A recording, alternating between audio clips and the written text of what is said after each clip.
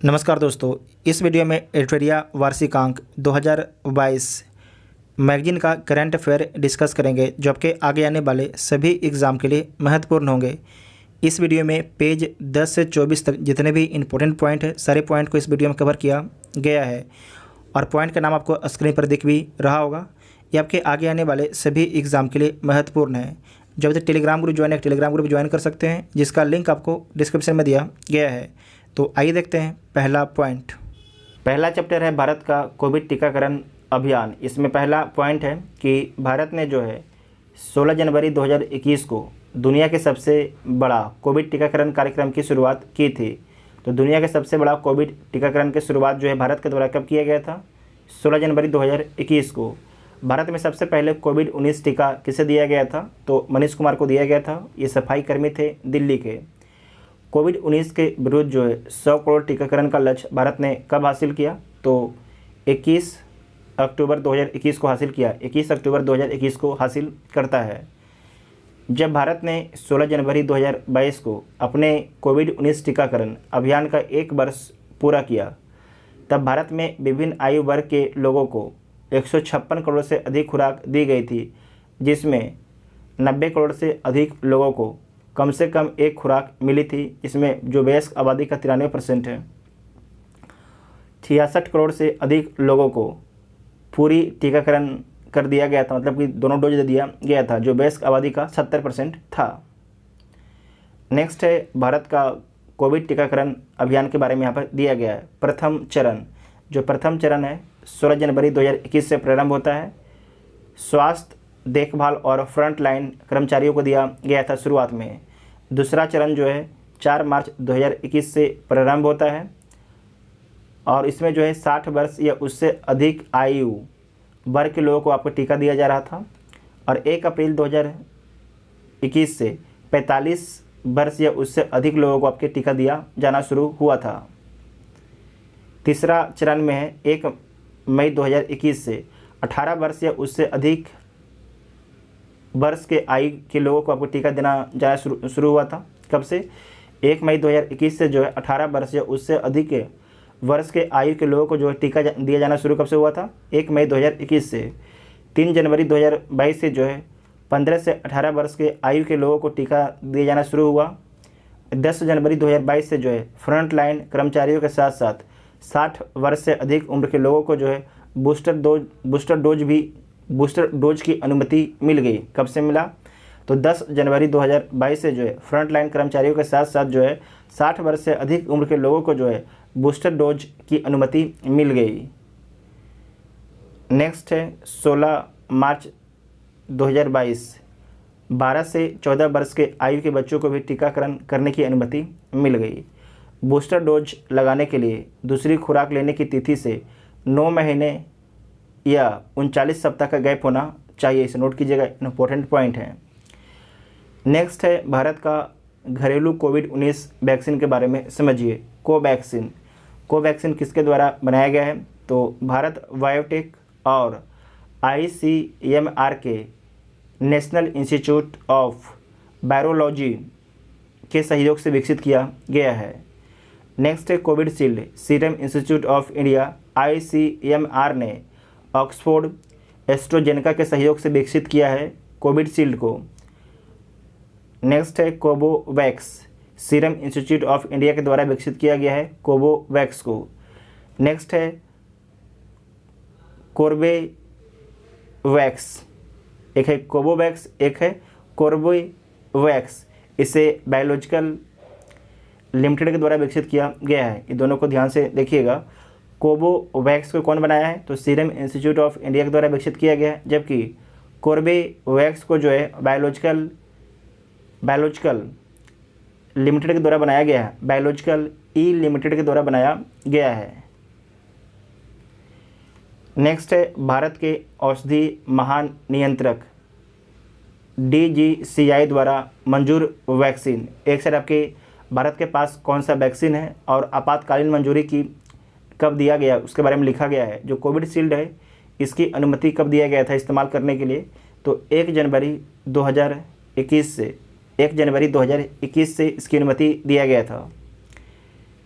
Covaxin, इसकी अनुमति कब मिलता है? 3 जनवरी 2021 को इसकी अनुमति मिलता है कि जनता को दिया जा सकता है कोवैक्सीन वैक्सीन को। नेक्स्ट है कि रूस की स्पुतनिक 5 को जो है कब से दिया जाएगा? तो अप्रैल 2021 से दिया जाएगा, मतलब कि अप्रैल 2021 में जो है जो DCGI भारत के औषधि महानियंत्रक है उसने एक्सेप्ट कर लिया कि जो स्पुतनिक 5 है इसका भी प्रयोग भारत में होगा। अप्रैल 2021 में एक्सेप्ट किया गया था। उसके बाद है कि अमेरिका का मॉडर्ना वैक्सीन, इसे जून 2021 में एक्सेप्ट किया गया था।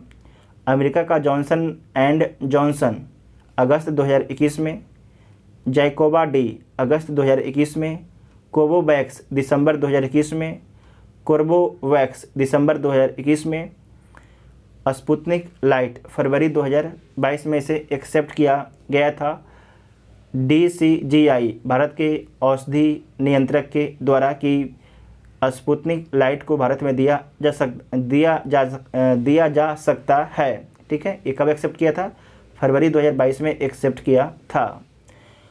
उसके बाद नेक्स्ट है कि वर्ष 2021-22 के केंद्रीय बजट में कोविड-19 टीकाकरण कार्यक्रम के तहत टीका खरीद के लिए जो है 35,000 करोड़ रुपये आपके आवंटित किए गए थे। इंपॉर्टेंट पॉइंट है कि वर्ष 2021-22 के केंद्रीय बजट में जो है कोविड-19 टीकाकरण कार्यक्रम के तहत टीका खरीद के लिए जो है 35,000 करोड़ रुपये आपके आवंटित किया गया था। नेक्स्ट है भारत की एंटी कोविड ड्रग या दवा, उसके बारे में पढ़ लीजिए। 2-डीऑक्सी डी ग्लूकोज, इसे बोलते हैं 2DG, doctor Reddy's laboratories Hyderabad के सहयोग से विकसित किया गया है। इसे भारत के औषधि महानियंत्रक द्वारा आपातकालीन उपयोग की अनुमति भी मिली है। यह दवा जो है पाउच में पाउडर के रूप में आती है, जिसे पानी में घोलकर मौखिक रूप से आपके पिया जाता है।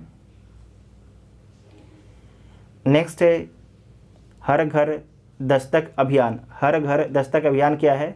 तो 3 नवंबर 2021 को इस अभियान की शुरुआत की गई और इसके तहत जो है वे व्यक्ति जो किसी कारणवश पहली खुराक से चूक गए तथा उनकी दूसरी खुराक लेना बाकी है, उनको उनके घरों पर जाकर जो है मोबाइल टीमों द्वारा, जैसे कि टीकाकरण टोली के साथ साथ प्रचार टोली द्वारा, मोबाइल टीमों द्वारा जो है टीकाकरण किया जाएगा। देखिए सिंपल भाषा में आपको बोलते हैं कि कोई भी व्यक्ति जो है जिसे एक भी टीका ना लगा हो, या तो किसी एक व्यक्ति को एक टीका लग गया हो और दूसरा आपके टीका ना लगा हो, तो जो ये आपकी टीम है ये जाएगी और उस व्यक्ति को ढूंढेगी, जो भी गांव में मिलेंगे व्यक्ति, और उन्हें क्या है कि टीकाकरण कर दिया जाएगा।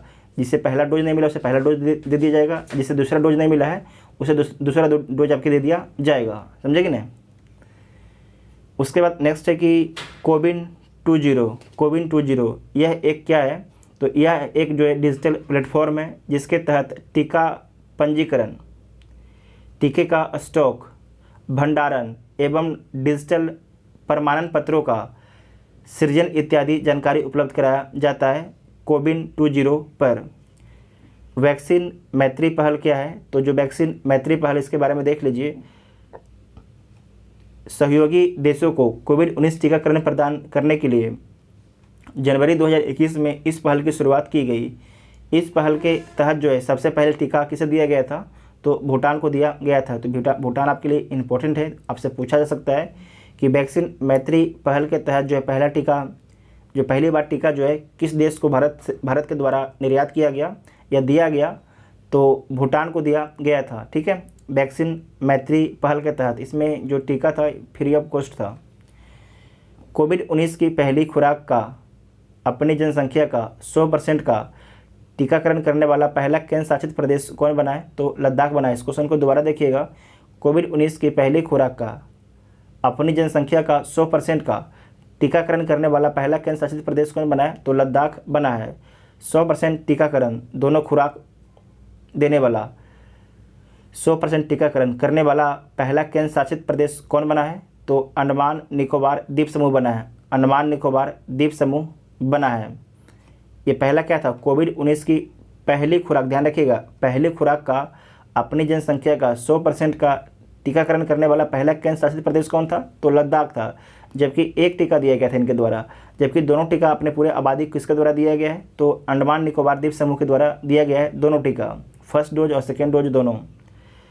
15 से 18 वर्ष के सभी बच्चों को टीकाकरण करने वाला पहला केंद्र शासित प्रदेश कौन बना है? तो लक्षद्वीप बना है। वेरी वेरी इंपॉर्टेंट पॉइंट है कि 15 से 18 वर्ष के सभी बच्चों को जो है टीकाकरण करने वाला पहला केंद्र शासित प्रदेश कौन बना है? तो लक्षद्वीप बना है। अपने वयस्क आबादी का 100% कोविड टीकाकरण वाला भारत का पहला गांव कौन बना है? तो बयान गांव बना है, जो जम्मू कश्मीर में स्थित है। 100% पात्र आबादी 18+ का पूर्ण कोविड टीकाकरण डबल डोज करने वाला भारत का पहला जिला कौन बना है? तो किन्नौर डिस्ट्रिक्ट बना है, जो हिमाचल प्रदेश में स्थित है। 100% टीकाकरण का लक्ष्य हासिल करने वाला भारत का पहला शहर कौन बना है? तो भुवनेश्वर बना है, जो उड़ीसा में स्थित है। अपनी लक्षित पात्र आबादी 18+ का टीकाकरण दोनों डोज करने वाला पहला राज्य कौन बना है? तो हिमाचल प्रदेश बना है। कौन बना है? हिमाचल प्रदेश बना है। नेक्स्ट है 17 सितंबर 2021 प्रधानमंत्री नरेंद्र मोदी का जन्म दिवस। तो 17 सितंबर 2021 को एक ही दिन में कितना कोविड टीकाकरण करने का रिकॉर्ड बनाया गया? तो 2.5 करोड़ टीकाकरण करने का रिकॉर्ड बनाया गया प्रधानमंत्री नरेंद्र मोदी के जन्म दिवस के अवसर पर। किस राज्य या केंद्र शासित प्रदेश ने जहां वोट वहां वैक्सीन टीकाकरण अभियान लॉन्च किया है? तो दिल्ली के द्वारा लॉन्च किया गया था।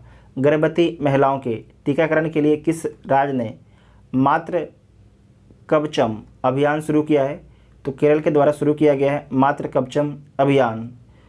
27 मार्च 2022 को भारत ने अपने 15 से 18 वर्ष के युवक के 50% आबादी का पूर्ण टीकाकरण से वैक्सीनेट कर दिया है। दोबारा देखिएगा इस पॉइंट को कि 27 मार्च 2022 को जो है भारत ने अपने 15 से 18 वर्ष के युवक के 50% आबादी का पूर्ण रूप से वैक्सीनेट कर दिया। मतलब 50% जो आबादी है जिसकी आयु 15 से 18 है उसे वैक्सीनेट कर दिया है भारत सरकार ने। नेक्स्ट है स्वास्थ्य एवं परिवार कल्याण मंत्रालय के NFHS national family health survey फाच 2019 से 21 के आंकड़े आर्थिक सर्वेक्षण 2021-22 के अनुसार, इसे देखिए। एक साइड आपके राज्य एवं केंद्र शासित प्रदेश है, दूसरा कुल जन्म दर प्रति महिला कितने बच्चे जन्म देती हैं, पिछले 5 वर्षों में पैदा हुए बच्चों के लिए जन्म के समय लिंग अनुपात, ठीक है, 1000 पुरुष पर कितने महिलाएं हैं, तो लिंग अनुपात है तीसरा में। दूसरा में कि एक महिलाएं कितने बच्चे को जन्म देती हैं, और पहला में आपके राज्य के बारे में बताया गया है। तो राज्यों में सबसे ज़्यादा तो जो बिहार का फर्टिलिटी रेट है सबसे अधिक है, कितना है, तो 3 है। मतलब कि एक महिला जो है 3 बच्चे को जन्म देती हैं। त्रिपुरा जहाँ पर 1028 महिला हैं 1000 पुरुष में पिछले 5 वर्ष में। राज्यों में सबसे कम फर्टिलिटी रेट किसका है, तो सिक्किम का कितना है, तो 1.1 है। जो गोवा है, गोवा में 838 महिलाएं पर 1000 पुरुष हैं। केंद्र शासित प्रदेश में सबसे ज़्यादा दादर नगर हवेली एवं दमन द्वीप में जो फर्टिलिटी रेट कितना है, तो 1.8 है, 1.8 है। साथ ही आपको ध्यान रखना है कि लद्दाख में जो लद्दाख में 1125 महिलाएं पर 1000 पुरुष हैं पिछले 5 वर्षों में। केंद्र शासित प्रदेश में सबसे कम लद्दाख और अंडमान एवं निकोबार दोनों का फर्टिलिटी रेट कितना है, तो 1.3 है, 1.3 है। दादर नागर हवेली और दमन द्वीप में पिछले 5 वर्षों में 817 महिलाओं पर 1000 पुरुष हैं। संपूर्ण भारत का जो संपूर्ण भारत है उसका फर्टिलिटी रेट कितना है, तो 2 है। कितना है, मतलब संपूर्ण भारत का देखें तो एक जो महिला है 2 बच्चे को जन्म देती हैं, और पिछले 5 वर्षों में 929 महिलाओं पर 1000 पुरुष हैं। इतना आपको ध्यान में रखना है। उसके बाद है वर्ष 2020-22 के दौरान शुरू किए गए नए दिवस के बारे में देखिए। ये नया दिवस शुरू किया गया, इसके बारे में आपको ध्यान से पढ़ना है क्योंकि यहाँ से क्वेश्चन पूछा जा सकता है। पहला है राष्ट्रीय डॉल्फिन दिवस, कब मनाने की घोषणा की गई है? तो 5 अक्टूबर को 2022 के मार्च महीने में जो है राष्ट्रीय वन जीव बोर्ड की अस्थायी समिति ने प्रतिवर्ष राष्ट्रीय डॉल्फिन दिवस मनाने की घोषणा की है। इस दिवस के आयोजन का उद्देश्य क्या है? तो डॉल्फिन की प्रजातियों के संरक्षण के लिए जागरूकता बढ़ाना इसका उद्देश्य है। तो राष्ट्रीय डॉल्फिन दिवस कब मनाया जाएगा? 5 अक्टूबर को। नेक्स्ट है इस्लामोफोबिया दिवस कब मनाया जाएगा? 15 मार्च को। संयुक्त राष्ट्र ने इस्लामोफोबिया का मुकाबला करने के लिए अंतर्राष्ट्रीय दिवस घोषित किया है। मैत्री दिवस कब मनाया जाएगा? तो 6 दिसंबर को। भारत और बांग्लादेश ने 6 दिसंबर को फ्रेंडशिप डे के रूप में मनाने का फैसला लिया है। इसी दिन वर्ष 1971 को बांग्लादेश को मान्यता दी थी भारत ने। नेक्स्ट है महामारी की तैयारी का अंतर्राष्ट्रीय दिवस 27 दिसंबर को मनाया जाएगा। महामारी की तैयारी का अंतर्राष्ट्रीय दिवस 27 दिसंबर को मनाया जाएगा। संयुक्त राष्ट्र तथा विश्व स्वास्थ्य संगठन दोनों मिलकर जो है 27 दिसंबर को महामारी का अंतर्राष्ट्रीय दिवस घोषित किया है। नेक्स्ट है राष्ट्रीय स्टार्टअप दिवस कब मनाया जाएगा? तो 16 जनवरी को मनाया जाएगा राष्ट्रीय स्टार्टअप दिवस। भारत में पिछले 2 वर्षों में स्टार्टअप की संख्या में लगातार बढ़ोतरी देखते हुए केंद्र सरकार ने जो है 16 जनवरी को इसके लिए दिवस मनाने की घोषणा की है। तो ध्यान रखिएगा कि राष्ट्रीय स्टार्टअप दिवस कब मनाया जाता है? तो 16 जनवरी को मनाया जाता है। उसके बाद है पराक्रम दिवस। जो पराक्रम दिवस है कब मनाया जाएगा? तो 23 जनवरी को मनाया जाएगा। सुभाष चंद्र बोस की 125वीं जन्म दिवस को केंद्र सरकार ने पराक्रम दिवस मनाने का फैसला लिया है। अब प्रत्येक साल 23 जनवरी को जो है पराक्रम दिवस के रूप में मनाई जाएगी। देश नायक दिवस कब मनाया जाएगा? तो 23 जनवरी को मनाया जाएगा। पश्चिम बंगाल सरकार ने सुभाष चंद्र बोस के 125वीं जयंती को अपने राज्य में देश नायक दिवस मनाने की घोषणा की है।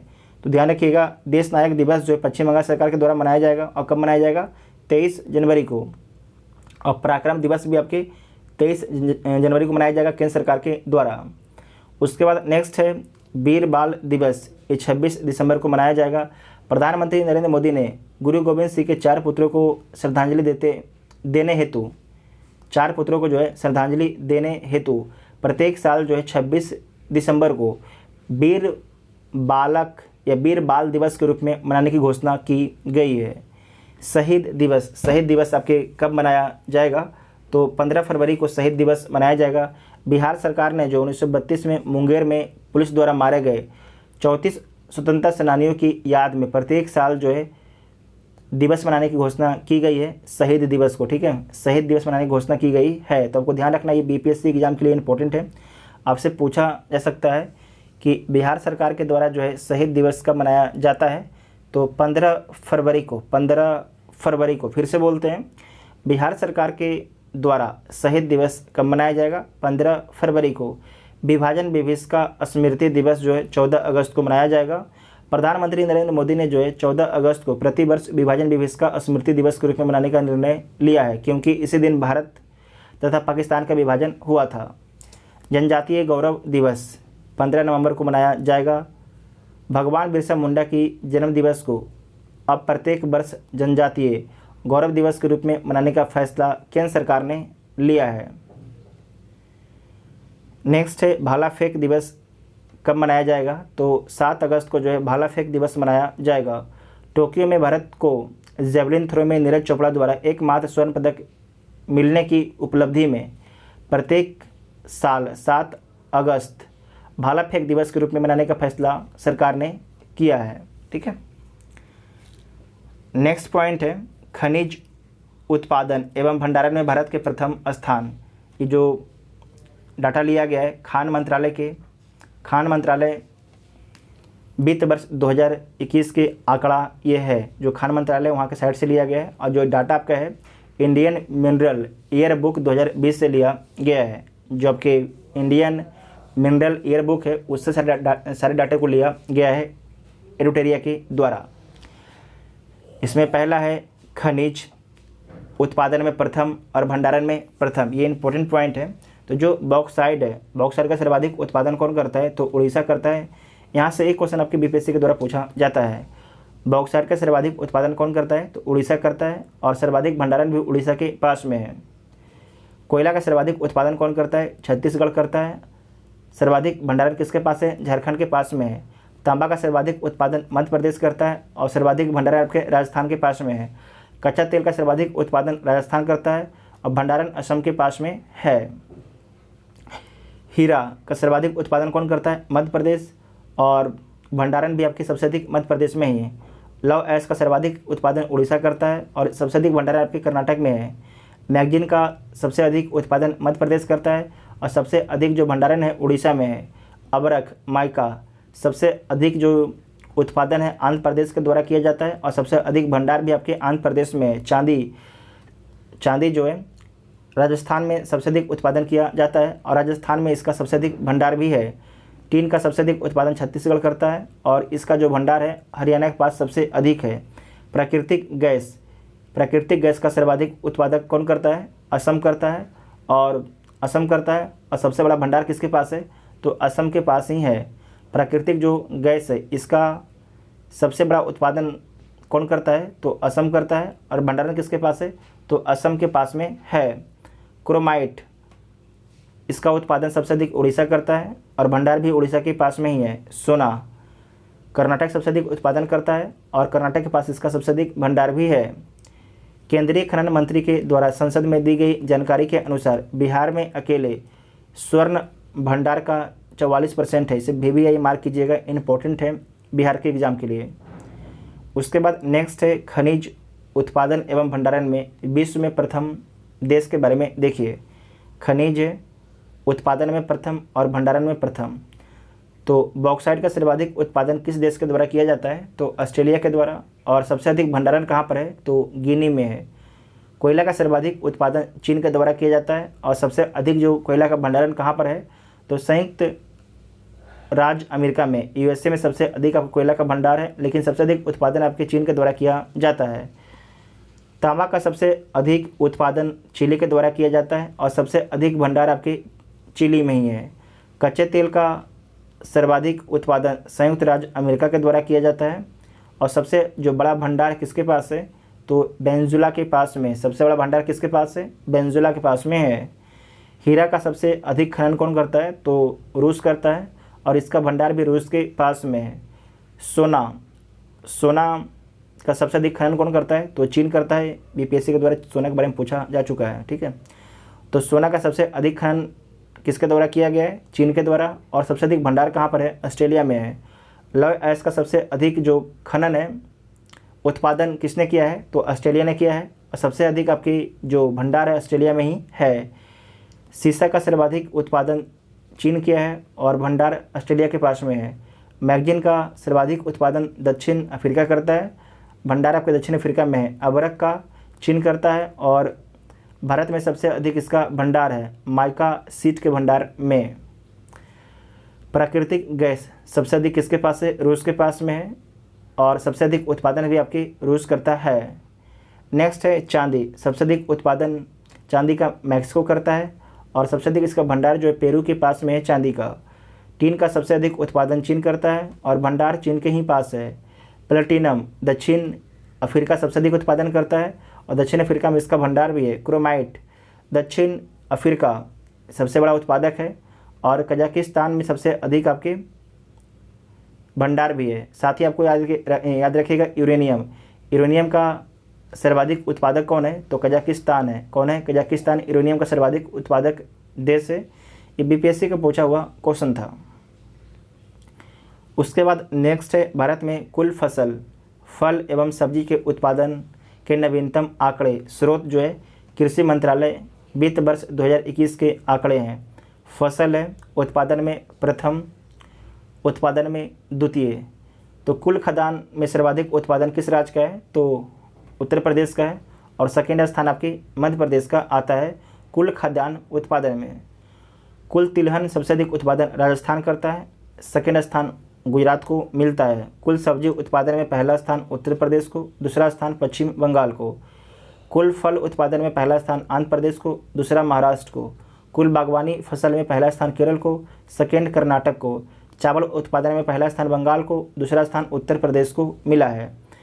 गेहूं के सबसे अधिक उत्पादन उत्तर प्रदेश करता है, सेकेंड स्थान मध्य प्रदेश में है। मक्का का सर्वाधिक उत्पादन कर्नाटक करता है और सेकेंड स्थान मध्य प्रदेश का है।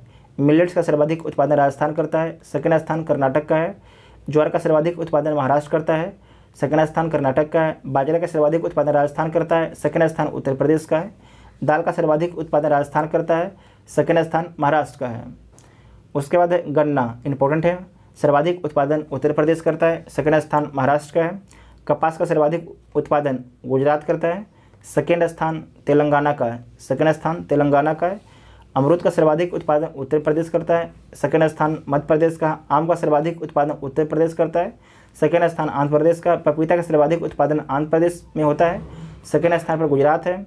स्ट्रॉबेरी का सर्वाधिक उत्पादन हरियाणा में किया जाता है और सेकेंड स्थान पर मिजोरम है। लौकी, ध्यान रखिएगा, लौकी का सर्वाधिक उत्पादन बिहार में होता है, सेकेंड स्थान पर आपके उत्तर प्रदेश है। उसके बाद है बैगन। बैगन का सर्वाधिक उत्पादन पश्चिम बंगाल करता है, सेकेंड स्थान पर उड़ीसा है। भिंडी का सर्वाधिक उत्पादन गुजरात के द्वारा किया जाता है, सेकेंड स्थान पर पश्चिम बंगाल है। प्याज का सर्वाधिक उत्पादन महाराष्ट्र के द्वारा किया जाता है, सेकेंड स्थान पर मध्य प्रदेश है। आलू का सर्वाधिक उत्पादन उत्तर प्रदेश करता है, सेकेंड स्थान पर पश्चिम बंगाल है। टमाटर का सर्वाधिक उत्पादन आंध्र प्रदेश करता है, सेकेंड स्थान पर आपके मध्य प्रदेश है। जूट एवं मेस्ता का सर्वाधिक उत्पादन पश्चिम बंगाल करता है, सेकेंड पर बिहार है। मूंगफली का सर्वाधिक उत्पादन गुजरात करता है, सेकेंड पर आपके राजस्थान है। उसके बाद नेक्स्ट है बादाम। जो बादाम है इसका सर्वाधिक उत्पादन कौन करता है, तो जम्मू कश्मीर करता है, सेकेंड स्थान पर हिमाचल प्रदेश है। रेपसीड सरसों, इसका सर्वाधिक उत्पादन राजस्थान करता है, सेकेंड पर हरियाणा है। सोयाबीन का सर्वाधिक उत्पादन मध्य प्रदेश करता है, सेकेंड में महाराष्ट्र है। सूरजमुखी का सर्वाधिक उत्पादन कर्नाटक करता है, सेकेंड पर उड़ीसा है। चाय का सर्वाधिक उत्पादन असम करता है, ये बिहार दरोगा पूछा हुआ सवाल है, बिहार दरोगा का, ठीक है। तो चाय का सर्वाधिक उत्पादन कौन करता है, असम करता है, सेकेंड पर पश्चिम बंगाल है। कॉफ़ी का सर्वाधिक उत्पादन कर्नाटक करता है, सेकेंड पर केरल है। पुष्प उत्पादन में सर्वाधिक योगदान तमिलनाडु का है, सेकेंड पर आंध्र प्रदेश है। मसाला का सर्वाधिक उत्पादन जो है मसाला का सर्वाधिक उत्पादन जो है मध्य प्रदेश के द्वारा किया जाता है और सेकेंड स्थान पर राजस्थान है। सेब का सर्वाधिक उत्पादन जम्मू कश्मीर करता है, सेकेंड पर हिमाचल प्रदेश है। केला का आंध्र प्रदेश में सबसे अधिक उत्पादन होता है, गुजरात में सेकेंड स्थान पर। नींबू एवं लाइम, इसका सर्वाधिक उत्पादन कौन करता है, तो गुजरात करता है, सेकेंड पर कौन है, तो आंध्र प्रदेश है। संतरा का सर्वाधिक उत्पादन कौन करता है, तो आंध्र प्रदेश करता है। संतरा का सर्वाधिक उत्पादन जो है आंध्र प्रदेश करता है, सेकेंड में आपके महाराष्ट्र है। अंगूर का सर्वाधिक उत्पादन महाराष्ट्र करता है, सेकेंड पर कर्नाटक है। भारत उत्पादन में प्रथम है, किसमें, आम में है, अमरूद में है, केला में है, पपीता में, नींबू में, भिंडी में, अदरक में। इन सभी चीज़ों में जो है भारत का स्थान प्रथम है, आम में, केला में, अमरूद में, पपीता में, नींबू में, भिंडी में, अदरक में है, ठीक है। तो ये कंप्लीट हो गया। अब देखते हैं नेक्स्ट पॉइंट। वर्ष 2021-22 के प्रमुख ब्रांड एम्बेसडर के बारे में देखिए। मनोज तिवारी बिहार में खादी के ब्रांड एम्बेसडर बने हैं, तो ये इंपॉर्टेंट पॉइंट है बीपीएससी के लिए। मनोज तिवारी को जो है बिहार में खादी के ब्रांड एम्बेसडर बनाया गया है। मनिका बत्रा को जो है एडिडास की ब्रांड एम्बेसडर बनाया गया है। अक्षय कुमार उत्तराखंड के ब्रांड एम्बेसडर बने हैं। शेफाली वर्मा बैंक ऑफ बड़ौदा की ब्रांड एम्बेसडर बनी है, शेफाली वर्मा क्रिकेटर हैं। नितिन गडकरी खादी प्राकृतिक पेंट के ब्रांड एम्बेसडर बने हैं। कुलदीप हांडू फिट इंडिया मूवमेंट के ब्रांड एम्बेसडर बने हैं, कुलदीप हांडू।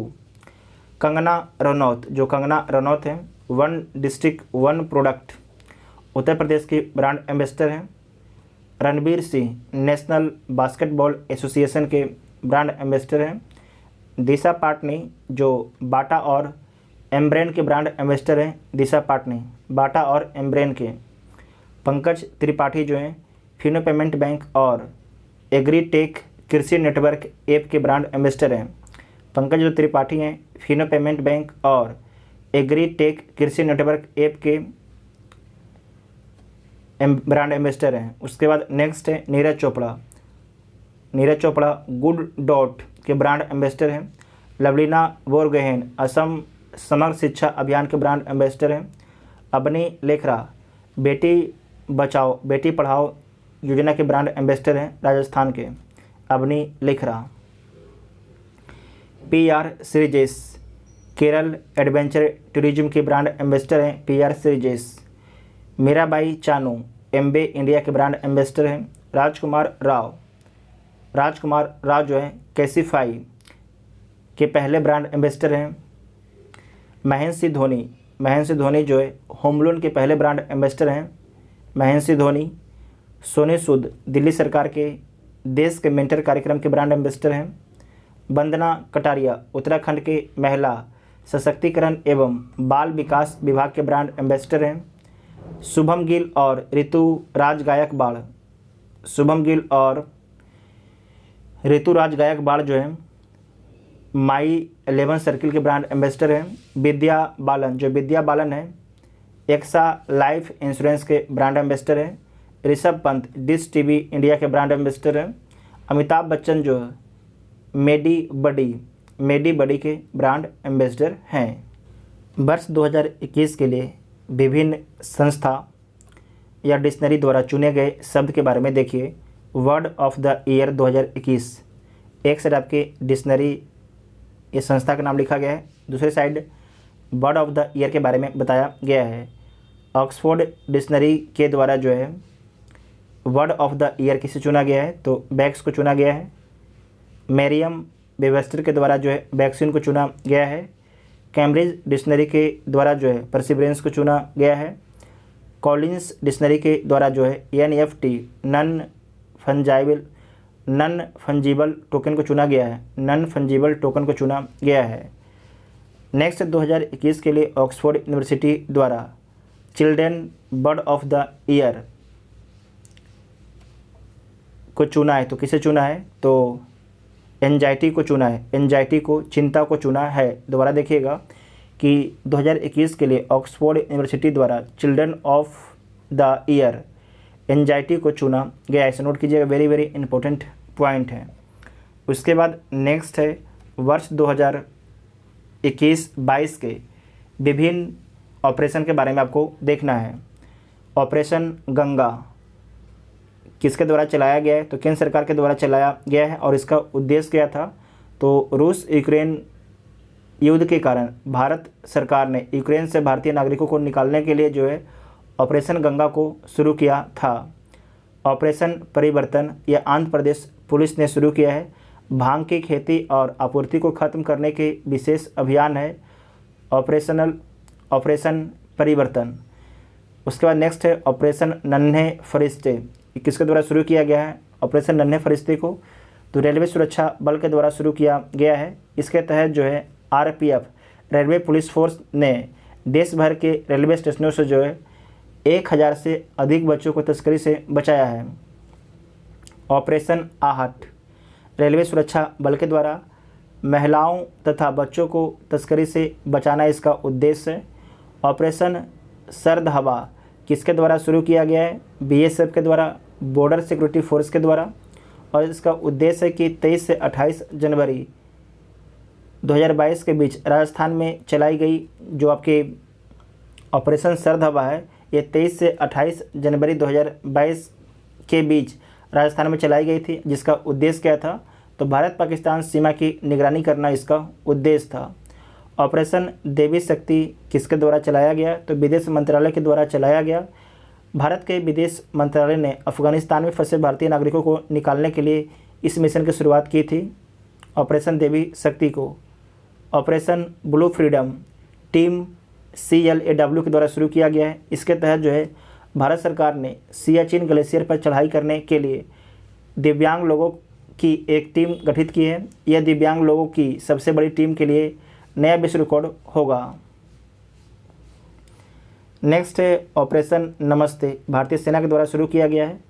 भारतीय सेना द्वारा खुद को कोरोना वायरस के संक्रमण से मुक्त रखने के लिए चलाया गया अभियान था ऑपरेशन नमस्ते, भारतीय सेना के द्वारा चलाया गया था। ऑपरेशन वंदे भारत मिशन ये विदेश मंत्रालय के द्वारा चलाया गया था। विदेशों में फंसे 14,800 भारतीय नागरिकों को घर लाने के लिए ऑपरेशन वंदे भारत मिशन जो है किसके द्वारा चलाया गया, तो विदेश मंत्रालय के द्वारा चलाया गया। विदेश में फंसे 14,800 भारतीय नागरिकों को घर लाने के लिए। नेक्स्ट है ऑपरेशन मिशन सागर, विदेश मंत्रालय के द्वारा चलाया गया है कोविड-19 से निपटने के लिए। मालदीव, मेडागास्कर, सेशेल्स, कोमोरोस को आवश्यक खाद्य सामग्री तथा आयुर्वेदिक दवाओं की आपूर्ति कराना ऑपरेशन मिशन सागर का उद्देश्य था। ऑपरेशन प्रवाह कोचिंग एयरपोर्ट लिमिटेड के द्वारा शुरू किया गया है। ऑपरेशन प्रवाह कोचिंग इंटरनेशनल एयरपोर्ट लिमिटेड ने एयरपोर्ट को बाढ़ के खतरे से बचाने के लिए ऑपरेशन प्रवाह की शुरुआत की है। ऑपरेशन ओलिविया भारतीय तटरक्षक बल के द्वारा शुरू किया गया है उड़ीसा के ओलिव रिडले कछुओं को बचाने के लिए। ऑपरेशन समुद्र सेतु 2 भारतीय नौसेना के द्वारा शुरू किया गया है। ऑक्सीजन से भरे कंटेनरों एवं मेडिकल सप्लाई को विदेशों से भारत में तीव्र गति से शिपमेंट करने के लिए। ऑपरेशन समुद्र सेतु भारतीय नौसेना के द्वारा शुरू किया गया है। ऑपरेशन समुद्र सेतु कोविड-19 के शुरुआती दिनों में मालदीव में फंसे भारतीयों को वापस लाने के लिए भारतीय नौसेना के द्वारा जो है ऑपरेशन समुद्र सेतु चलाया गया था। ऑपरेशन कोजेट भारतीय सशस्त्र बल के द्वारा शुरू किया गया है। चिकित्सीय बुनियादी ढांचा, ऑक्सीजन आपूर्ति श्रृंखला आदि की मजबूती के माध्यम से कोविड-19 विरोधी प्रयासों में सहायता करने के लिए। ऑपरेशन गंगा के बारे में देख लीजिए। 26 फरवरी 2022 को भारत सरकार द्वारा विदेश मंत्रालय के सहयोग से शुरू किया गया ऑपरेशन गंगा। इसका उद्देश्य था कि यूक्रेन में फंसे भारतीय छात्रों और लोगों को बाहर निकालना इसका उद्देश्य था। ऑपरेशन गंगा के सफल क्रियान्वयन के लिए केंद्र सरकार ने जो है 4 मंत्रियों को यूक्रेन से सटा हुआ आपके देश है वहाँ पर भेजा था। इसका नाम नोट कीजिएगा, ये पूछा जा सकता है आपसे। जो किरण रिजिजू है इन्हें कहाँ भेजा गया था, तो स्लोवाकिया में भेजा गया था। हरदीप सिंह पुरी को हंगरी भेजा गया था। जनरल बीके सिंह को पोलैंड भेजा गया था। ज्योतिरादित्य सिंधिया को रोमानिया भेजा गया था। भारत ने इस ऑपरेशन के तहत जो है 2300 से अधिक भारतीय नागरिकों के साथ साथ 18 देशों के 147 विदेशी नागरिकों को भी यूक्रेन से सफलतापूर्वक आपके निकाला था। अन्य बिंदु क्या है, तो यूक्रेन की राजधानी कीव है। यूक्रेन से सीमा साझा करने वाले कौन कौन से देश है नोट कीजिएगा, पूछा जा सकता है। रूस है, बेलारूस है, पोलैंड है, स्लोवाकिया, हंगरी, रोमानिया, मालडोवा। उसके बाद है काला सागर और अजोब सागर, ये नोट कीजिएगा। अजोब सागर और काला सागर पूछा जा सकता है आपके एग्ज़ाम में। यहाँ पर देखिए कहाँ पर गया, ये आपके काला सागर है, ये आपके जो है अजोब सागर है, ये आपके अजोब सागर है, ठीक है। उसके बाद है कि रूस के द्वारा घोषित 2 स्वतंत्र क्षेत्र कौन कौन है, तो दोनेत्स्क है पहला है, दूसरा है लुहांस्क यूक्रेन के उत्तर पूर्वी भाग का हिस्सा है। अन्य बिंदु वर्तमान में यूक्रेन के राष्ट्रपति कौन है, तो जेलेंस्की नाम याद रखिएगा, पूछा जा सकता है। यूक्रेन के वर्तमान में राष्ट्रपति कौन है, तो जेलेंस्की हैं। उसके बाद नेक्स्ट पॉइंट है आपका, एक सेकंड रुकिए, ये है इन्वायरमेंट का टू द पॉइंट है। तो देख लीजिए, केरल जो है भारत का पहला राज्य स्तरीय बर्ड एटलस जारी किया है। इस एटलस में जो है 361 पक्षियों की प्रजातियां शामिल है। तो आपसे पूछा जा सकता है कि भारत का पहला राज्य स्तरीय बर्ड एटलस किस राज्य के द्वारा जारी किया गया है, तो केरल राज्य के द्वारा जारी किया गया है। मध्य प्रदेश के जबलपुर के लम्हेटा में जो है भारत का पहला भूवैज्ञानिक उद्यान का निर्माण किया जाएगा। इस पार्क के निर्माण से भूवैज्ञानिक विरासत के संरक्षण को बढ़ावा मिलेगा। गुजरात के सुंदरबन मिनी चिड़ियाघर ने जानवरों को वित्तीय राहत प्रदान करने के उद्देश्य से एडॉप्ट एन एनिमल पहल की शुरुआत की है। इस क्वेश्चन को दोबारा देखिएगा। गुजरात के सुंदरबन मिनी चिड़ियाघर ने जो है जानवरों को वित्तीय राहत प्रदान करने के उद्देश्य से जो है एडॉप्ट एन एनिमल पहल की शुरुआत की है। दक्षिण अमेरिका देश पेरू ने तटीय क्षेत्रों में तेल रिसाव के कारण जो है 90 दिनों का पर्यावरणीय आपातकाल घोषित किया है। पेरू तट के पास स्पेनिश ऊर्जा फर्म रेपसोल है उससे 6000 बैरल कच्चे तेल का रिसाव हो गया है। उसके कारण जो पेरू है उसे पर्यावरणीय आपातकाल लगाना पड़ा है अपने देश में 90 दिनों के लिए। नेक्स्ट है सौभाग्य योजना के तहत घरों में सौर ऊर्जा आधारित विद्युतीकरण के मामले में राजस्थान प्रथम स्थान पर रहा है। वेरी वेरी इंपॉर्टेंट पॉइंट है। सौभाग्य योजना के तहत जो है घरों में सौर ऊर्जा आधारित विद्युतीकरण के मामले में जो है पहला स्थान पर कौन रहा है, तो राजस्थान रहा है।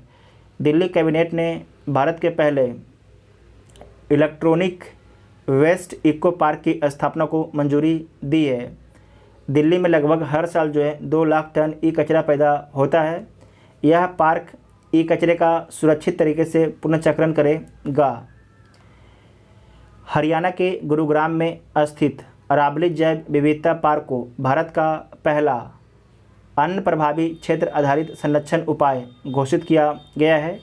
IUCN द्वारा OECM अन्न प्रभावी क्षेत्र आधारित संरक्षण उपाय का दर्जा उन क्षेत्रों को दिया जाता है जो जैव विविधता का संरक्षण तो करते हैं लेकिन संरक्षित क्षेत्र नहीं है। फिर से देखिएगा, जो जैव विविधता का संरक्षण तो करते हैं लेकिन आपके संरक्षित क्षेत्र नहीं है। नेक्स्ट है मध्य प्रदेश में भारतीय रेलवे का पहला सौर ऊर्जा संयंत्र आपके लॉन्च किया गया है। इसकी क्षमता कितना है, तो 1.7 मेगावाट है। मध्य प्रदेश में जो है भारतीय रेलवे का पहला सौर ऊर्जा संयंत्र लॉन्च किया गया है। तो आपसे पूछा जाएगा भारतीय रेलवे का जो है पहला सौर ऊर्जा संयंत्र आपके किस राज्य में स्थापित किया गया है, तो मध्य प्रदेश राज्य में स्थापित किया गया है। और इसकी क्षमता कितना है, तो 1.7 मेगावाट इसकी क्षमता है। नेक्स्ट है विश्व आर्थिक मंच। विश्व आर्थिक मंच के बारे में समझिए। विश्व आर्थिक मंच तथा national institute of urban affairs ने सस्टेनेबल सिटीज़ इंडिया प्रोग्राम को शुरू किया है। तो आपसे पूछा जाएगा कि सस्टेनेबल सिटीज़ इंडिया प्रोग्राम को किसके द्वारा शुरू किया गया है, तो विश्व आर्थिक मंच तथा national institute of urban affairs के द्वारा शुरू किया गया है। और इसके तहत जो है 2 साल में भारत के 5 से 7 शहरों को डिकार्बोनाइज्ड किया जाएगा। इसके तहत जो है 2 साल में भारत के 5 शहरों को जो है डिकार्बोनाइज्ड किया जाएगा। इसका उच्चारण हमने सही किया है, तो देख लीजिएगा। नेक्स्ट है कि भारत में पहली बार जो है ओशियंस 2022 सम्मेलन का आयोजन किया गया है। भारत में जो है पहली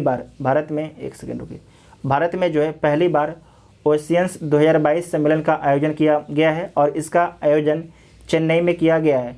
यह वैश्विक समुद्री शोधकर्ताओं का द्विवार्षिक कार्यक्रम है। इसका उद्देश्य है कि समुद्री प्रदूषण, जलवायु परिवर्तन, मौसम अनिश्चितता आदि से निपटने पर विचार विमर्श किया जाए। इसका उद्देश्य है मन्नार की खाड़ी तथा पाक की खाड़ी में जैव विविधता के संरक्षण हेतु तमिलनाडु ने नागपट्टनम में मरीन एलिट फोर्स का गठन किया है। इसके तहत जो है संकटग्रस्त प्रजातियों की रक्षा की जाएगी। इस क्वेश्चन को दोबारा देखिएगा। मन्नार की खाड़ी तथा पाक की खाड़ी में जैव विविधता के संरक्षण हेतु तमिलनाडु ने नागपट्टनम में मरीन एलिट फोर्स का गठन किया है और इसके तहत संकटग्रस्त प्रजातियों की रक्षा की जाएगी। हिमाचल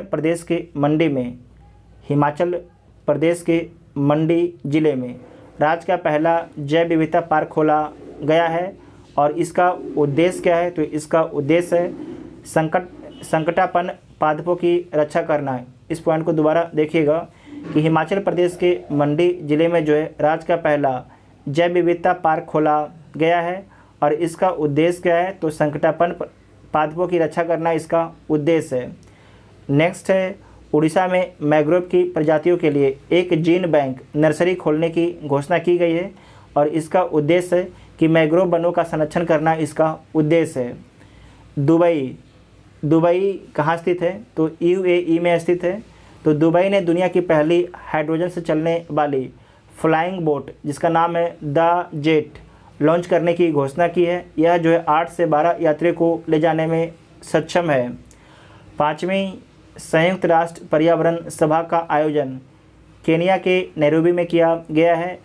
इस दौरान जैव विविधता संरक्षण, पारिस्थितिकी तंत्र, सतत विकास लक्ष्य आदि संबंधी कार्यों के लिए जो है 14 प्रस्ताव आपके रखे गए। वर्तमान में इसमें 193 मेंबर देश हैं। इसमें आपको ध्यान रखना है कि पूछा जाएगा आपसे कि 5वीं संयुक्त राष्ट्र पर्यावरण सभा का आयोजन किस देश में किया गया है? तो केनिया के नैरोबी में किया गया है। और इसमें कितने देश हैं? तो संयुक्त राष्ट्र पर्यावरण सभा में तो 193 मेंबर हैं। महाराष्ट्र सरकार ने स्वयं की वन्यजीव कार्य योजना पारित की। ऐसा करने वाला यह भारत का पहला राज्य बन गया है। वेरी वेरी इंपॉर्टेंट पॉइंट है, इसके द्वारा समझिएगा कि महाराष्ट्र सरकार ने जो है स्वयं की वन्यजीव कार्य योजना पारित की है और ऐसा करने वाला यह जो है भारत का पहला राज्य बन गया है। कौन? महाराष्ट्र। नेक्स्ट है, महाराष्ट्र सरकार ने नागपुर में भारत की पहली वन्यजीव डीएनए परीक्षण प्रयोगशाला का उद्घाटन किया है। इससे वन्यजीव तस्करी को रोकने में मदद मिलेगा। इस प्रश्न को दोबारा देखिए कि महाराष्ट्र सरकार ने जो है नागपुर में भारत की पहली, ध्यान रखिएगा, नागपुर में जो है भारत की पहली वन्यजीव डीएनए परीक्षण प्रयोगशाला का उद्घाटन किया है और इससे वन्यजीव तस्करी को रोकने में मदद मिलेगा। उत्तराखंड के नैनीताल जिले में भारत के सबसे बड़े सुगंधित उद्यान का उद्घाटन किया गया है। तो जो एरोमेटिक गार्डन है, उत्तराखंड के नैनीताल जिले में भारत के सबसे बड़े एरोमेटिक गार्डन का उद्घाटन किया गया है। वेरी वेरी इंपॉर्टेंट पॉइंट है। वर्ष 2022 में कोप 27 के संयुक्त राष्ट्र जलवायु परिवर्तन सम्मेलन की मेजबानी मिस्र अफ्रीकी देश के द्वारा किया जाएगा। तो वेरी वेरी इंपॉर्टेंट पॉइंट है कि जो कोप 27 होगा किस देश में होगा? तो मिस्र में होगा और मिस्र जो है एक अफ्रीकी देश है। साथ ही आपको ध्यान रखना है कि कोप 26 कहाँ पर हुआ है? तो ग्लासगो में हुआ है। कहाँ पर हुआ है? कोप 26 आपके ग्लासगो में हुआ था। कोप 28 2023 में कहाँ पर होगा? तो यूएई में होगा। कोप 28 2023 में कहाँ पर होगा? तो संयुक्त अरब अमीरात में होगा। समुद्री जल स्तर बढ़ने के कारण जो है दक्षिण कोरिया में दुनिया का पहला तैरता हुआ शहर का निर्माण किया जा रहा है जो 2025 तक आपके पूरा हो सकता है। वेरी वेरी इंपॉर्टेंट पॉइंट है। आपसे पूछा जाएगा कि दुनिया का पहला तैरता हुआ शहर किस देश में स्थापित किया जा रहा है? तो दक्षिण कोरिया में स्थापित किया जा रहा है और बोला जा रहा है कि 2025 तक ये पूरा हो सकता है। NOAA राष्ट्रीय पर्यावरण सूचना विश्लेषण केंद्र के अनुसार अगस्त 2021 पिछले 142 वर्षों में छठा सबसे गर्म महीना रहा है। अगस्त 2021 जो है पिछले 142 वर्षों में छठा सबसे गर्म महीना रहा है। 2 अक्टूबर से 8 अक्टूबर 2021 के मध्य जम्मू कश्मीर केंद्र शासित प्रदेश ने वन्यजीव सप्ताह 2021 मनाया है। वेरी इंपॉर्टेंट पॉइंट है कि 2 अक्टूबर से 8 अक्टूबर 2021 के मध्य जो है जम्मू कश्मीर केंद्र शासित प्रदेश ने जो है वन्यजीव सप्ताह 2021 मनाया है और इसका थीम क्या था? तो forest and livelihoods sustaining people and planet इसका थीम था। इस थीम को दोबारा देखिएगा कि forest and livelihoods sustaining people and planet इसका थीम था। सितंबर 2021 में किन 2 देशों के बीच climate action and finance mobilisation dialogue launch किया गया है? तो भारत और अमेरिका के बीच में जो है सितंबर 2021 में climate action and finance mobilisation dialogue launch किया गया है। भारत की तरफ से पर्यावरण मंत्री भूपेंद्र यादव ने हिस्सा लिया था। हवा से कार्बन डाइऑक्साइड को सोखने वाला दुनिया का सबसे बड़ा प्लांट कहाँ पर शुरू हुआ है? तो आइसलैंड में शुरू हुआ है। आप सभी लोग आइसलैंड का लोकेशन के बारे में लिखिएगा। राष्ट्रीय स्वच्छ वायु कार्यक्रम की प्रगति को ट्रैक करने के लिए भारत के पर्यावरण मंत्री भूपेंद्र यादव ने किस पोर्टल को लॉन्च किया है? तो प्राण पोर्टल को लॉन्च किया है। वेरी वेरी इंपॉर्टेंट पॉइंट है कि राष्ट्रीय स्वच्छ वायु कार्यक्रम की प्रगति को ट्रैक करने के लिए भारत के पर्यावरण मंत्री भूपेंद्र यादव ने किस पोर्टल को लॉन्च किया है? तो प्राण पोर्टल को लॉन्च किया है। प्राण पोर्टल को लॉन्च किया है। भारत का पहला डुगोंग संरक्षण रिजर्व कहाँ स्थापित किया जाएगा? तो तमिलनाडु के दक्षिण पूर्वी तट पाक खाड़ी में स्थापित किया जाएगा भारत का पहला डुगोंग संरक्षण रिजर्व। प्लास्टिक समझौता शुरू करने वाला पहला एशियाई देश कौन बना है? तो भारत देश बना है। भारतीय उद्योग परिसंघ के सहयोग से एनटीपीसी ने 25 मेगावाट की फ्लोटिंग सोलर परियोजना कहाँ बनाई है? तो Simhadri thermal power station Visakhapatnam में बनाई है। भारत के सबसे ऊंचे हर्बल पार्क जो है 11,000 फीट की ऊंचाई पर है। तो हर्बल पार्क का उद्घाटन कहाँ पर किया गया है? चमोली डिस्ट्रिक्ट उत्तराखंड में किया गया है। भारत के सबसे ऊंचे हर्बल पार्क का उद्घाटन कहाँ पर किया गया है?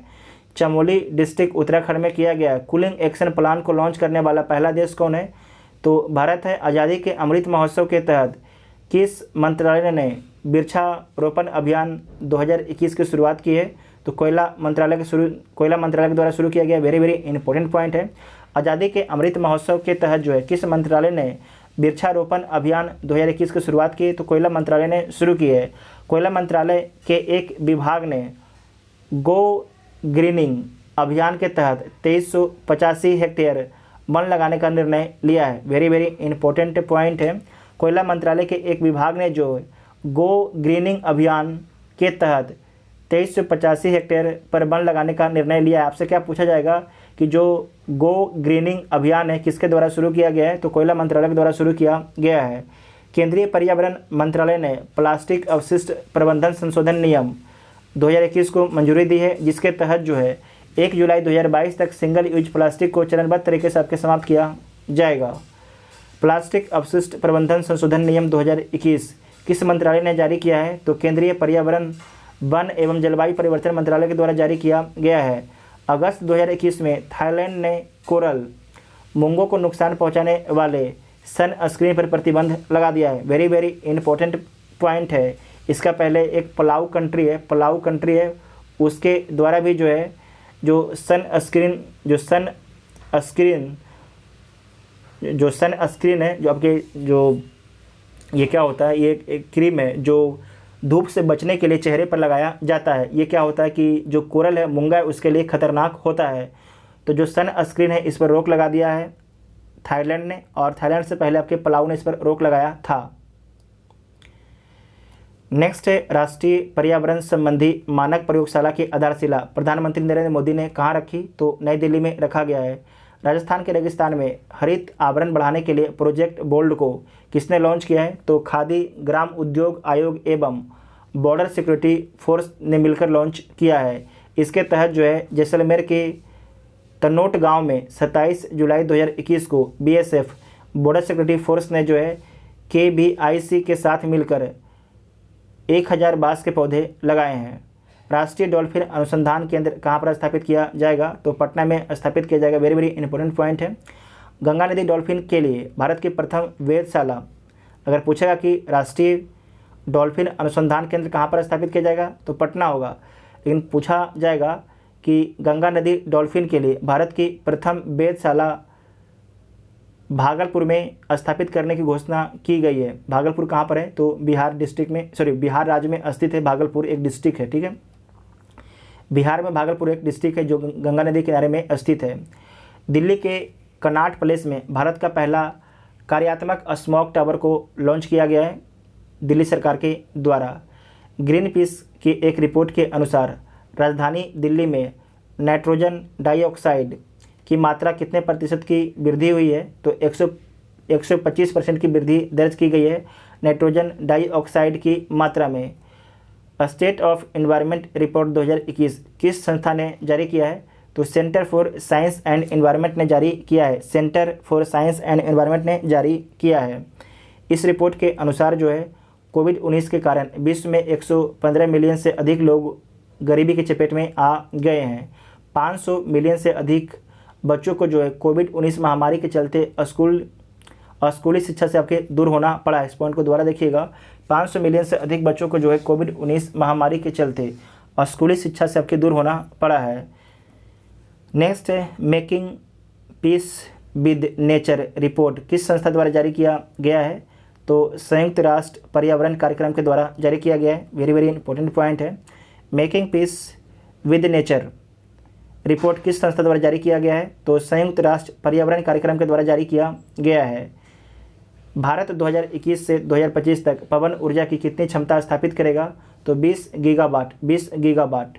ग्लोबल विंड एनर्जी काउंसिल की रिपोर्ट के अनुसार 67वें राष्ट्रीय फिल्म पुरस्कार 2021 में पर्यावरण संरक्षण श्रेणी में किस फिल्म को सर्वश्रेष्ठ पुरस्कार दिया गया है? तो वाटर ब्यूरियल को जून 2021 में जारी पर्यावरण रिपोर्ट 2021 के अनुसार भारत का स्थान है तो 117वां है। जून 2021 में जारी पर्यावरण स्थिति रिपोर्ट 2021 के अनुसार जो है भारत का स्थान कौन सा है? तो 117वां स्थान भारत को मिला है। यह रैंकिंग संयुक्त राष्ट्र के 17 सतत विकास लक्ष्यों के आधार पर तैयार किया गया था। विश्व पर्यावरण दिवस 2021 पर प्रधानमंत्री नरेंद्र मोदी ने पुणे में एक पायलट परियोजना के तहत जो है 3 E100 इथेनॉल वितरण स्टेशन का आपके उद्घाटन किया है। जून 2021 में जारी एक अध्ययन के अनुसार विश्व में सबसे ज़्यादा किस्म की तितली का घर कहाँ है? तो कोलंबिया में। वेरी वेरी इंपॉर्टेंट पॉइंट है। कोलंबिया दक्षिण अमेरिका का एक देश है। जून 2021 में जारी एक अध्ययन के अनुसार विश्व में सबसे ज़्यादा किस्म की तितली का घर कहाँ पर है? तो कोलंबिया में है। भारत के किस राज्य में तीनों प्रजातियों के मगरमच्छ पाए जाते हैं? तो उड़ीसा राज्य में पाया जाता है। किस संस्था ने ग्रेट बैरियर रीफ को खतरे की सूची में डालने की सिफारिश की है? तो यूनेस्को की एक समिति ने खतरे की सूची में डालने की सिफारिश की है ग्रेट बैरियर रीफ को। जो ग्रेट बैरियर रीफ है ऑस्ट्रेलिया के पूर्वी तट पर स्थित है। ऑस्ट्रेलिया के पूर्वी तट पर आपके स्थित है। भारत का पहला परागकण पार्क पॉलिनेटर पार्क किस राज्य में खोला गया है? तो नैनीताल उत्तराखंड में खोला गया है। भारत के किस बांध पर 600 मेगावाट की फ्लोटिंग सौर ऊर्जा परियोजना का निर्माण किया जा रहा है? तो ओंकारेश्वर बांध मध्य प्रदेश में किया जा रहा है। इस क्वेश्चन को दोबारा देखिएगा कि भारत के किस बांध पर जो है 600 मेगावाट की फ्लोटिंग सौर ऊर्जा परियोजना का निर्माण किया जा रहा है? तो ओंकारेश्वर बांध मध्य प्रदेश में किया जा रहा है। किस नगर निगम ने बढ़ते प्रदूषण को देखते हुए थैला बैंक की शुरुआत की है? तो लखनऊ नगर निगम ने जो है बढ़ते प्रदूषण को देखते हुए थैला बैंक की शुरुआत की है।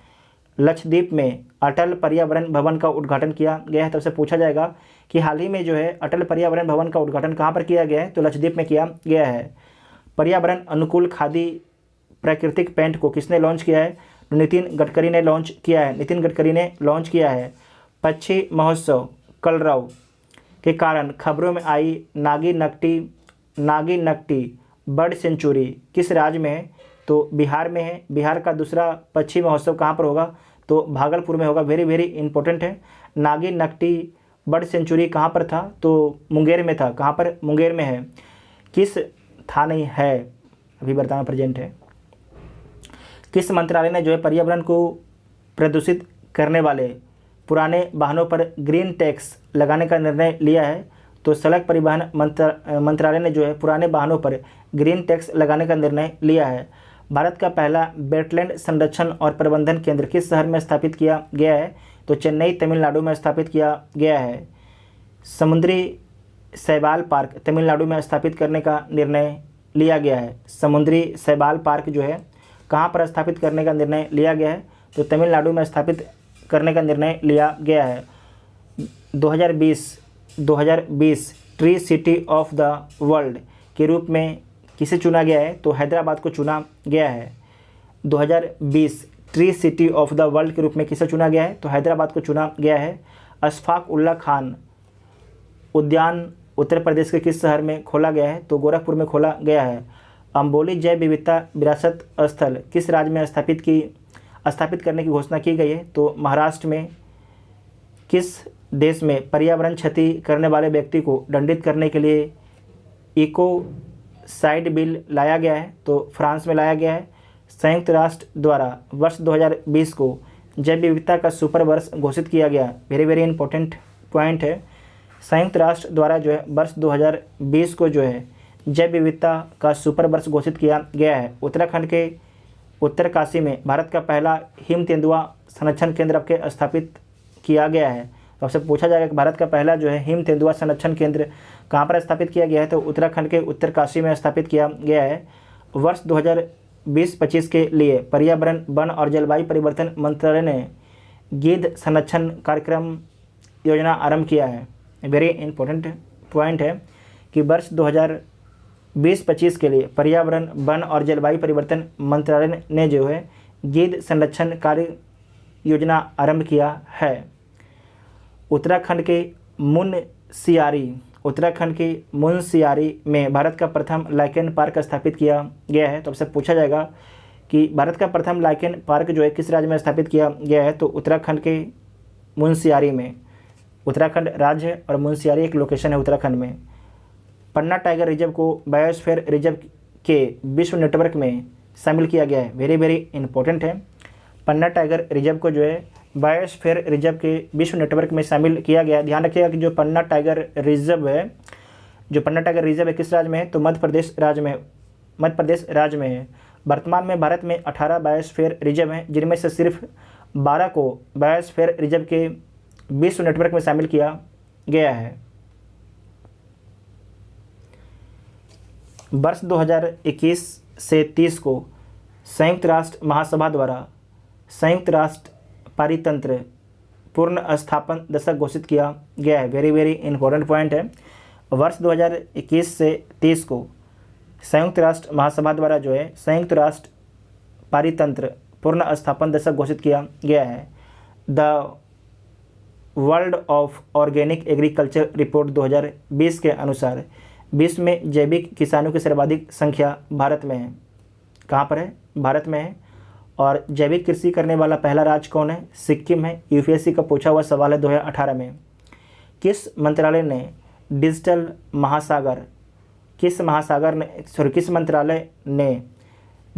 महासागर प्लेटफॉर्म को आरंभ किया है? तो पृथ्वी विज्ञान मंत्रालय ने जो है डिजिटल महासागर प्लेटफॉर्म को आरंभ किया है। विश्व जल दिवस 2021 के अवसर पर जल शक्ति मंत्रालय के राष्ट्रीय जल मिशन द्वारा कैच द रेन अभियान प्रारंभ किया गया है। दोबारा देखिएगा कि विश्व जल दिवस 2021 के अवसर पर जल शक्ति मंत्रालय के राष्ट्रीय जल मिशन द्वारा कैच द रेन अभियान प्रारंभ किया गया है। यह अभियान जो है 22 मार्च 2021 से 30 नवंबर 2021 तक संचालित किया गया है। टैगलाइन वर्षा के जल का संचय जहाँ भी हो जब भी हो। वर्षा का जल का संचय जहाँ भी हो जब भी हो। 22 मार्च 2021 को केन बेतवा लिंक प्रोजेक्ट पर किसके मध्य समझौता हुआ है? तो जल शक्ति मंत्रालय मध्य प्रदेश एवं उत्तर प्रदेश, जल शक्ति मंत्रालय तथा मध्य प्रदेश एवं उत्तर प्रदेश के बीच में केन बेतवा लिंक प्रोजेक्ट पर आपके समझौता हुआ है। वर्ष नीति 2021 से 26 के लिए बाढ़ प्रबंधन रणनीति पर रिपोर्ट किसने प्रकाशित की है? तो नीति आयोग ने प्रकाशित की है। भारत का पहला क्रिप्टोगेमिक गार्डन कहाँ पर खोला गया है? तो उत्तराखंड में खोला गया है। वेरी वेरी इंपॉर्टेंट पॉइंट है। भारत का पहला क्रिप्टोगेमिक गार्डन कहाँ पर खोला गया है? उत्तराखंड में खोला गया है। भारत का पहला जो है थंडर स्टॉर्म रिसर्च परीक्षण कहाँ पर स्थापित होगा? तो उड़ीसा में स्थापित होगा। कहाँ पर? उड़ीसा में स्थापित होगा। नेक्स्ट है, इसे दोबारा देखिएगा। भारत का पहला थंडर स्टॉर्म रिसर्च परीक्षण कहाँ पर स्थापित होगा? तो उड़ीसा में स्थापित होगा। वर्ष 2023 को संयुक्त राष्ट्र महासभा ने मोटे अनाजों का अंतर्राष्ट्रीय वर्ष घोषित किया है। संयुक्त राष्ट्र महासभा ने मोटे अनाजों का अंतर्राष्ट्रीय वर्ष घोषित किया है। तो 2023 को घोषित किया है। यह प्रस्ताव भारत की तरफ से किया गया था, जिसे संयुक्त राष्ट्र महासभा द्वारा स्वीकार किया गया था। नेक्स्ट है, राष्ट्रीय समुद्री कछुआ कार्य योजना 2021-26 किसके द्वारा जारी किया गया है? तो पर्यावरण, वन और जलवायु परिवर्तन मंत्रालय के द्वारा जो है राष्ट्रीय समुद्री कछुआ कार्य योजना 2021-26 जारी किया गया है। इंडिया एनर्जी आउटलुक रिपोर्ट 2021 किसके द्वारा जारी किया गया है? तो इंटरनेशनल एनर्जी एजेंसी के द्वारा जारी किया गया है। दोबारा देखिएगा, इंडिया एनर्जी आउटलुक रिपोर्ट 2021 किसके द्वारा जारी किया गया है? तो इंटरनेशनल एनर्जी एजेंसी के द्वारा जारी किया गया है। इस रिपोर्ट के अनुसार जो है भारत अगले दशक तक विश्व का तीसरा सबसे बड़ा ऊर्जा खपत करने वाला देश होगा। भारत की पहली भूतापीय क्षेत्र विकास परियोजना की स्थापना कहाँ की जाएगी? तो लेह लद्दाख में की जाएगी। वेरी वेरी इंपॉर्टेंट पॉइंट है। भारत की पहली जो है भूतापीय क्षेत्र विकास परियोजना की स्थापना कहाँ की जाएगी? तो लेह लद्दाख में की जाएगी। भारतीय वन्यजीव अपराध नियंत्रण ब्यूरो को एशिया पर्यावरण परिवर्तन पुरस्कार 2020 से UNEP United Nation Environment Programme ने सम्मानित किया है। इस क्वेश्चन को दोबारा देखिएगा, भारतीय वन्यजीव अपराध नियंत्रण ब्यूरो को एशिया पर्यावरण परिवर्तन पुरस्कार 2020 से जो है यूनाइटेड नेशन एनवायरनमेंट प्रोग्राम ने सम्मानित किया है। विकासशील देशों में जलवायु क्षति को सीमित करने के लिए अनुकूलन अंतराल रिपोर्ट का 5वां संस्करण किसने जारी किया है? तो संयुक्त राष्ट्र पर्यावरण कार्यक्रम ने जारी किया है। संयुक्त राष्ट्र पर्यावरण कार्यक्रम ने जारी किया है। जलवायु अनुकूलन शिखर सम्मेलन 2021 किसकी मेजबानी में वर्चुअल रूप से आयोजित की गई? तो नीदरलैंड की मेजबानी में जो है वर्चुअल रूप से आयोजित की गई है। शहरी क्षेत्र में सामुदायिक वन संसाधन अधिकारों को मान्यता देने वाला भारत का पहला राज्य कौन है? तो छत्तीसगढ़ राज्य है। किस शहर में भारत का पहला जेंडर पार्क खोला जाएगा? तो कोझिकोड केरल में खोला जाएगा भारत का पहला जेंडर पार्क। भारत का पहला इंडोर स्की पार्क, इंपॉर्टेंट है, इंडोर स्की पार्क कहाँ स्थापित किया जाएगा? कुफरी हिमाचल प्रदेश में स्थापित किया जाएगा। भारत के पहले वेनेडियम आधारित हरित सौर ऊर्जा संयंत्र का उद्घाटन कहाँ पर किया गया है? तो सिक्किम में किया गया है। विश्व के पहले प्लेटिपस अभयारण्य का निर्माण कौन सा देश कर रहा है? तो ऑस्ट्रेलिया कर रहा है। वेरी इंपॉर्टेंट है कि विश्व के पहले प्लेटिपस अभयारण्य का निर्माण जो कौन सा देश कर रहा है? तो ऑस्ट्रेलिया कर रहा है। उसके बाद है वैश्विक संरक्षण बाघ मानक CATS मान्यता प्राप्त भारत के टाइगर रिजर्व के बारे में देखिए। तो भारत के 14 बाघ अभयारण्यों को जो है वैश्विक संरक्षण मानकों की मान्यता मिली है। वेरी इंपॉर्टेंट पॉइंट है। भारत के जो है 14 बाघ अभयारण्यों को जो है वैश्विक संरक्षण मानकों की मान्यता मिली है। जुलाई 2021 में ये 14 टाइगर रिजर्व इस प्रकार से इसे देख लीजिए, ये पूछा जाता है। एक साइड आपके टाइगर रिजर्व है और एक साइड आपकी राज्य है। तो जो औरंग टाइगर रिजर्व है किस राज्य में स्थित है? तो असम में स्थित है। मानस कहाँ पर है? असम में है। काजीरंगा असम में है। कान्हा कहाँ पर है? तो मध्य प्रदेश में है। पन्ना कहाँ पर है? तो मध्य प्रदेश में है। सतपुड़ा कहाँ पर है? तो मध्य प्रदेश में है। उसके बाद है अन्नामलाई टाइगर रिजर्व, ये कहाँ पर है? तो तमिलनाडु में है Annamalai tiger reserve. Mudumalai tiger reserve कहाँ पर है? तमिलनाडु में। पेंच टाइगर रिजर्व ये कहाँ पर है? तो महाराष्ट्र और मध्य प्रदेश की सीमा पर स्थित है Pench tiger reserve. Valmiki tiger reserve कहाँ पर है? बिहार में है। दुधवा टाइगर रिजर्व उत्तर प्रदेश में। सुंदरबन टाइगर रिजर्व पश्चिम बंगाल में है। उसके बाद है परम्बिकुलम टाइगर रिजर्व केरल में है। परम्बिकुलम टाइगर रिजर्व कहाँ पर है? केरल में है। बांदीपुर टाइगर रिजर्व कर्नाटक में है। तो ये भारत के 14 आपके बाघ अभयारण्यों को आपको ध्यान में रखना है। वेरी वेरी इंपॉर्टेंट पॉइंट है। उसके बाद है तेंदुआ लेपर्ड्स गणना रिपोर्ट 2018 के बारे में देखिए। ये रिपोर्ट प्रकाशित कब हुआ था? तो 21 दिसंबर 2020 को प्रकाशित हुआ था। इसके बारे में देख लीजिए।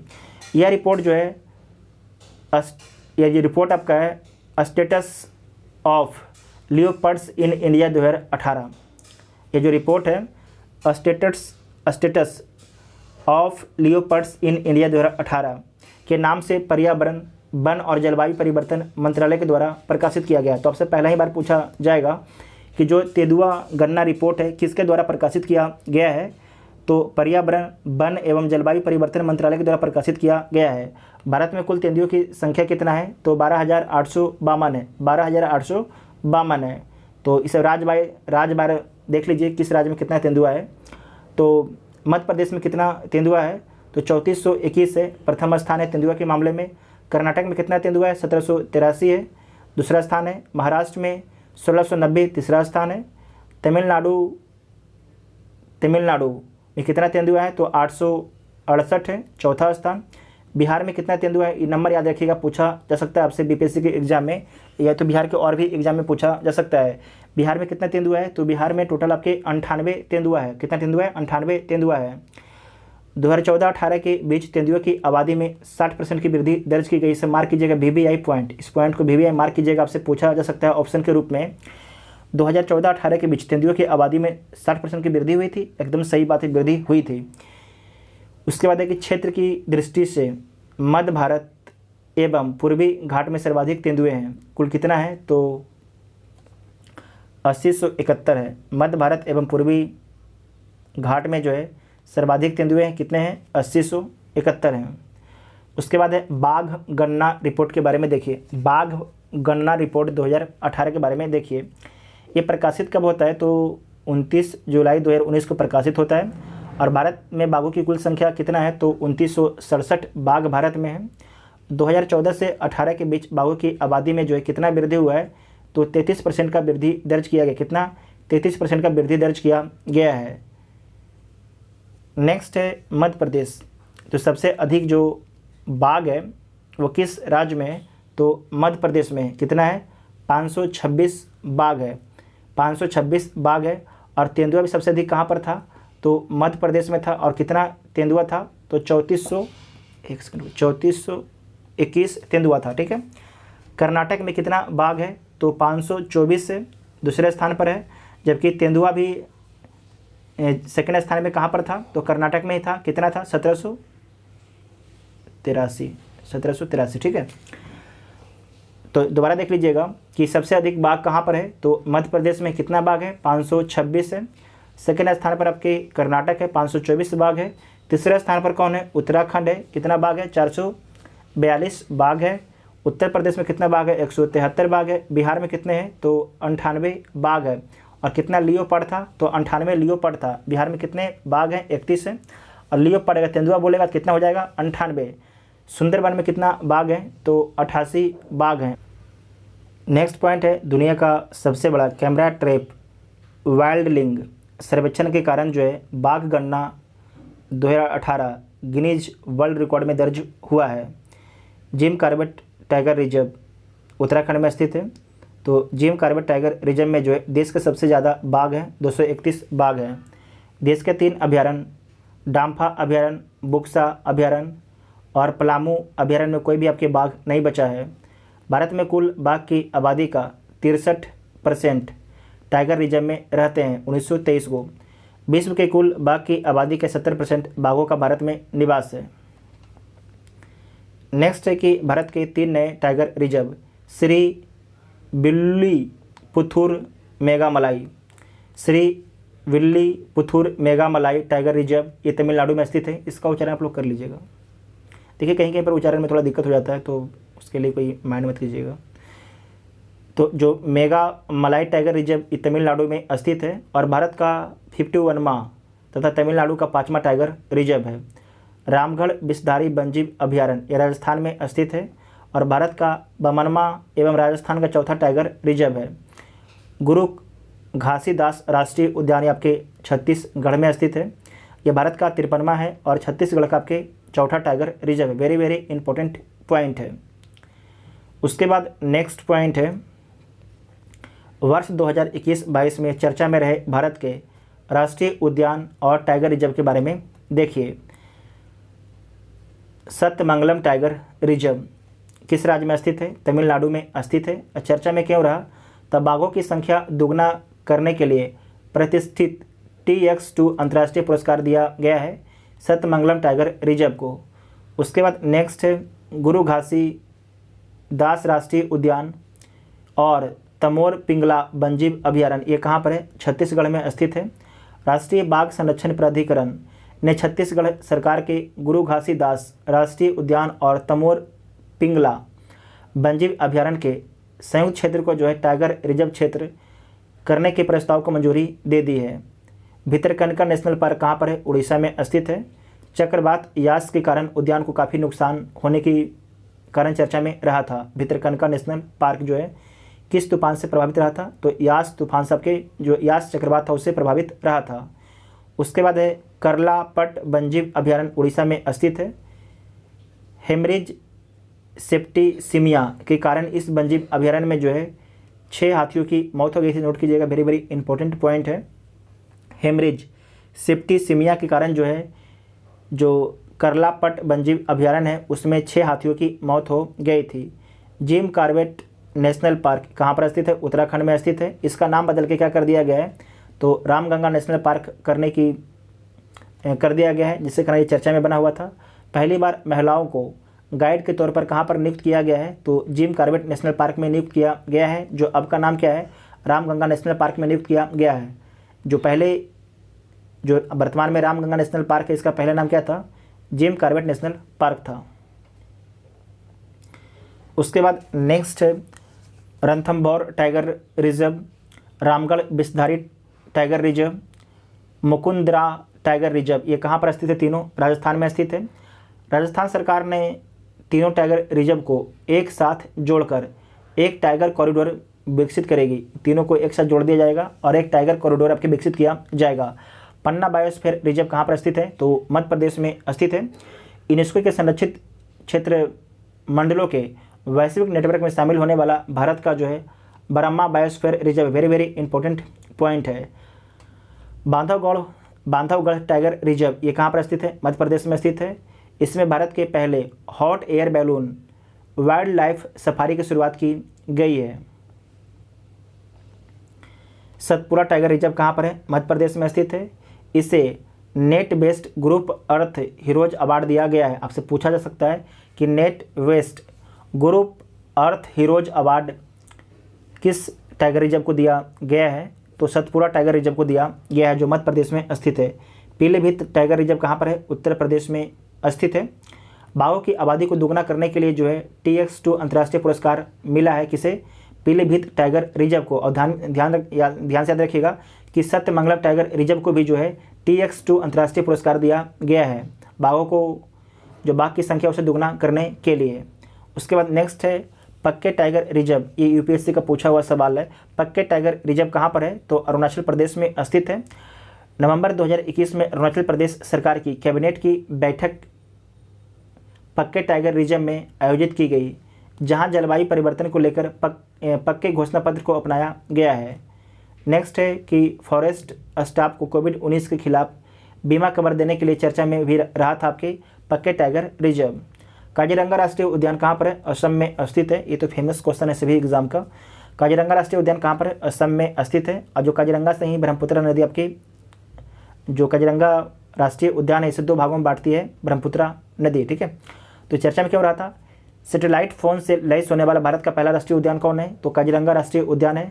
भारत का एकमात्र गोल्डन टाइगर काजी 106F इस नेशनल पार्क में देखा गया है।